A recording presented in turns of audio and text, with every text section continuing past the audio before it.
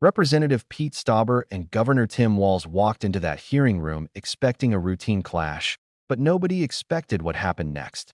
The first 30 seconds alone were enough to make people stop scrolling, because this wasn't a political disagreement. This felt like a controlled explosion, and everything after the opening question only amplified the shockwave.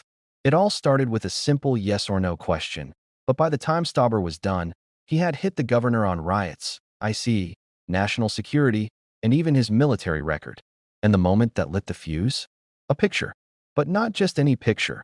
One burned into the memory of the entire country. One from the National Immigration Center. Without objection, so ordered. National Immigrant Justice Center and the Alliance for Immigrant Without Survivors. objection, so ordered. They speak for themselves. Chair recognizes Mr. Stauber from Minnesota. Thank you very much. Governor Walz, thanks for being here today. I'm going to ask you a few questions, and I ask you to keep your remarks brief. I got a lot to go through. As you know, I spent 23 years as a law enforcement officer in the state of Minnesota. You know that, right? Do you know that, yes or no? I don't know how many. It's not a trick question. I don't know I'll how many answer it for you. years. 23 years in Duluth. Thank you for that. So, Governor, do you recognize this picture? I do recognize the picture. Briefly describe it to us. What is it? What's going on? These were folks, I believe the people in the picture now are incarcerated in Minnesota. It's a to the best precinct of 3 my- burning down because of your decision. Was this a peaceful protest? Was this a peaceful protest? The gentleman standing there? Was this a That was peaceful a- protest? It was a criminal act that people were prosecuted for. So it wasn't a peaceful protest, right? As I watched lawlessness devastate Los Angeles this past week, I was reminded of your failure to protect Minnesota from similar riots. Governor Walz, on May 29th of 2020, during your own press conference, you described your response to the riots during the 2020 Summer of Love as, quote, an abject failure. Governor, I couldn't agree with you more. That's out of context. And on You May know it. 17th, 2025, you were at the law school, graduating Minnesota Law School, talking to the graduates. And we've talked about this. You called the enforcement of illegal immigrants a modern-day Gestapo. You've been asked 3-4 times if you would rescind that, and you won't. Will you rescind it? This is like the 5th time, yes or no? Congressman, I was talking to law students about due process, and I So said you won't rescind it. you took an oath to due Governor, process. was there a violent al-Shabaab terrorist who entered our country illegally arrested in Minneapolis last year? Yes, there was. Were there 3 illegal child predators arrested by ICE in St. Paul earlier this year? I certainly hope so. That's their job. Yes, there was. Are the officers who arrested the al-Shabaab terrorists or the child predators, are they Nazis or the Gestapo? The tactics of wearing They're masks. not. The tactics of wearing masks. Why did you? Unidentified. Why due did you process. tell us that they were the Gestapo? Do you believe that any of the violent illegal immigrants I have mentioned have a right to be in this country? I don't know what their immigration status was. They're illegal, violent criminals that ICE took off the streets of Minneapolis. You did not say, Last week, Congressman, what their status Governor, was. last week, law enforcement officers in the state of Minnesota took 900 pounds of meth off the streets. Do you support that?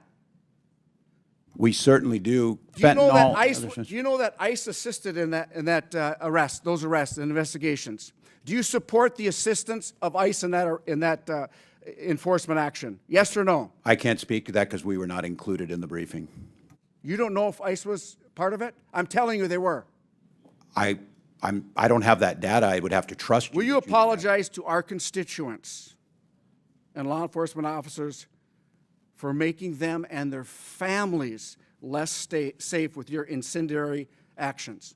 I'll congratulate them that they helped us work on the largest pension bill for Governor. Minnesota law enforcement in Governor. 30 years. Claiming my time. Governor, what weapons did you carry in war? Congressman, for 24 years, I carried. No. What weapons did you carry in war? What did you carry in What did- uniform? I You tell you know I what, Governor, misspoke. you're You know I barking down the misspoke. wrong tree, okay? You know I You misspoke. lied to the Minnesotans. You said that you carried weapons in war. Mr. That Chairman. is stolen valor. You know My- what? My wife Yeah, served 25, Mr. Chairman, 24 I years in reckon- the a little bit of military, respect for the and witness. she's an Iraq war veteran. You know what I mean? She was This over in the, hectoring is in, not- in the war not- zone. That's On stolen a point of- valor, and I'm so point of order, disgusted with Mr. you. Chairman. And so are the people that you served Point with. of order. Point of order. That's Halt, stolen halt valor. just a minute. State Stolen point. I valor. don't know. Mr. You didn't Chairman, carry weapons that's in not questioning war. the witness. Congressman, my 24 years was That's not public for Will you questioning. many, many apologize years. for lying? Objection. Will you know I misspoke. apologize for lying? Objection. All right, hold on, pause. That's not questioning a witness. That's not questioning a witness. You think Point of so, order. huh? State your point, Mr. Rinkelman. No, you're State yelling your at point. him. You're There we hectoring. go. You're hectoring.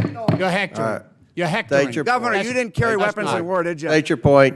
You didn't Proceed. carry You weapons got in 24 war, seconds. did you? Congressman, you You know I didn't carry misspoke. weapons in war, yes or no? you. You lied. Governor, what rank did you retire at? I What rank served, did you retire at? Congressman, I served my battalion as the command sergeant That's major. not the and question for I pay- asked. What rank did you retire at? I retired as a master sergeant in Okay, EA. here's your coin that says you retired at a command sergeant major. That's Says your I wore challenge that. coin. It This says is- I wore the rank. This is that's right. You didn't retire, did you? I did Stolen retire after valor. 24 years. Here is a picture of your coin, your challenge Jesus coin. Christ. I'm disgusted with you. I'm just.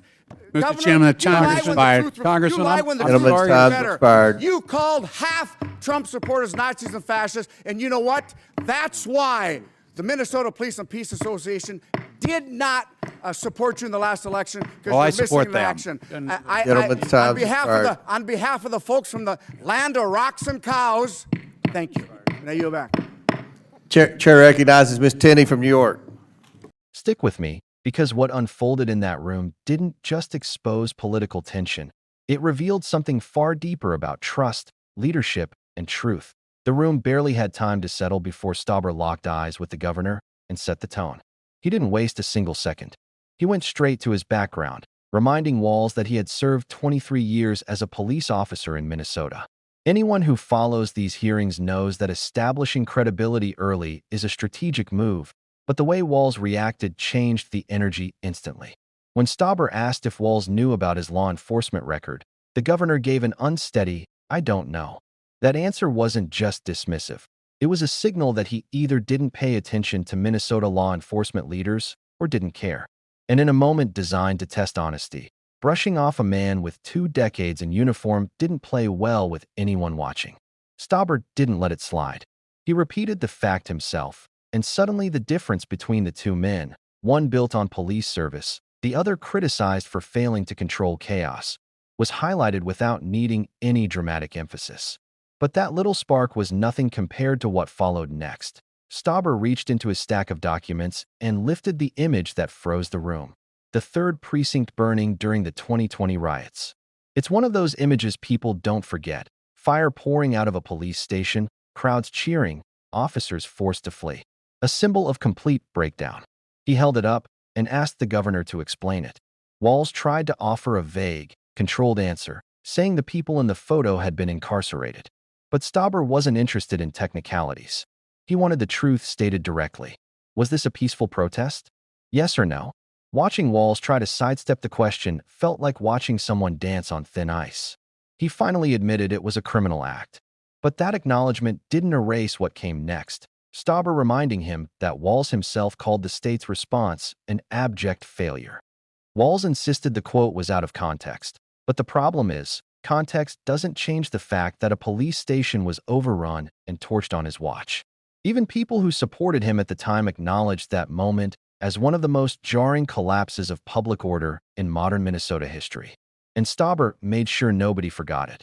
But as intense as that was, the hearing took a far darker turn when Stauber pulled out something else, something that didn't just question leadership, but integrity. He reminded the governor of a speech he gave at a Minnesota law school where he described IC and law enforcement actions as resembling a modern-day Gestapo. That phrase hit like a brick. The reaction around the country when that comment surfaced was immediate outrage, especially among officers and agents who risked their lives to take violent offenders off the streets. Stauber asked Walz repeatedly if he would rescind the statement. Not once, not twice, but 5 times. And each time, Walz refused. He tried to explain that he was talking about due process. He insisted the comparison wasn't aimed at all officers.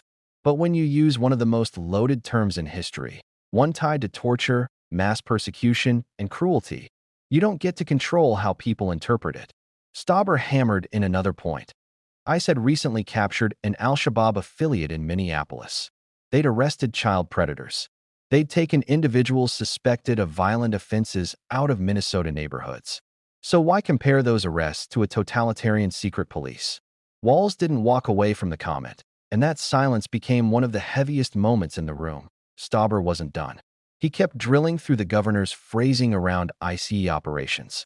He asked whether Walz knew that ICE was part of a major operation that pulled nearly 1,000 pounds of meth off Minnesota streets.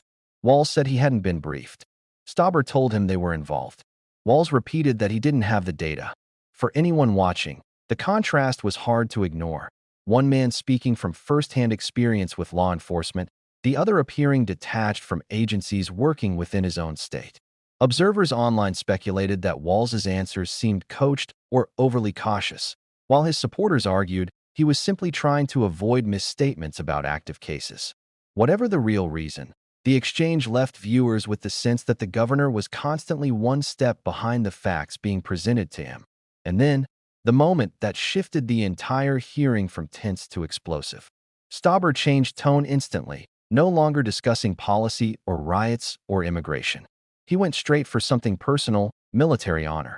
He accused Walz of claiming to have carried weapons in war.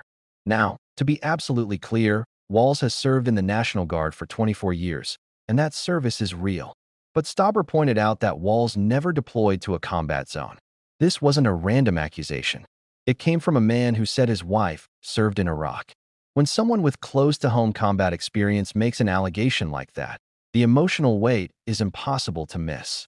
Stauber said people in Minnesota were disgusted, and he called it stolen valor.